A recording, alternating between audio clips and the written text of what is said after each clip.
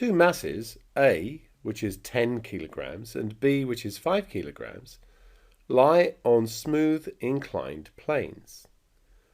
They are joined by a light, inextensible string passing over a smooth, fixed pulley. Find the tension in the string and the force F required to keep the masses in equilibrium.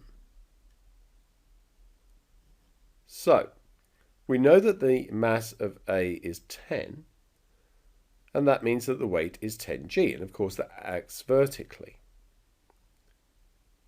For B, the weight is 5g. So we want to resolve that into a component in the direction of the plane and one perpendicular to it.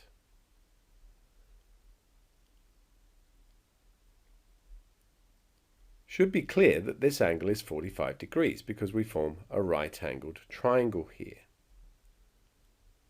And therefore 10g cos 45 degrees would be the component acting in the direction of the slope.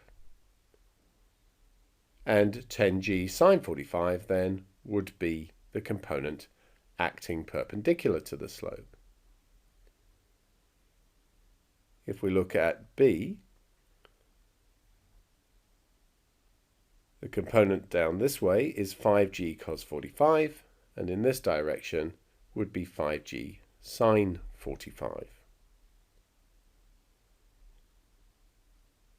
The tension in the string would be the same on both sides because the pulley is smooth.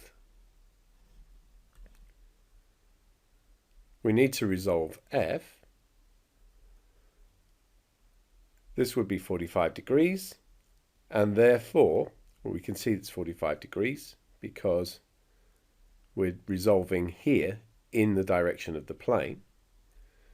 And so we have F cos 45 degrees in this direction and F sine 45 degrees perpendicular to the plane. If we look just at A, and we're looking in the direction along the slope, F cos 45, add the tension, the two forces acting upwards, must be equal to 10g cos 45, the force acting down the slope. Let's call that 1. And if we look at B, then we just get that the tension is equal to 5g cos 45. Let's call that 2. 2 immediately gives us that the tension is 34.65 newtons, again using g is equal to 9.8, and this is given to 2 decimal places. Substitute that into 1, and we have F cos 45 plus T is 10g cos 45. And of course, remembering that T is this, F cos 45 is equal to 10g cos 45 take away T, and then divide both sides by cos 45. And then we can just calculate because, of course, T is 34.65 newtons. And F was 49 newtons exactly. In doing this calculation, I didn't use 34.65, I used the whole of my calculator display.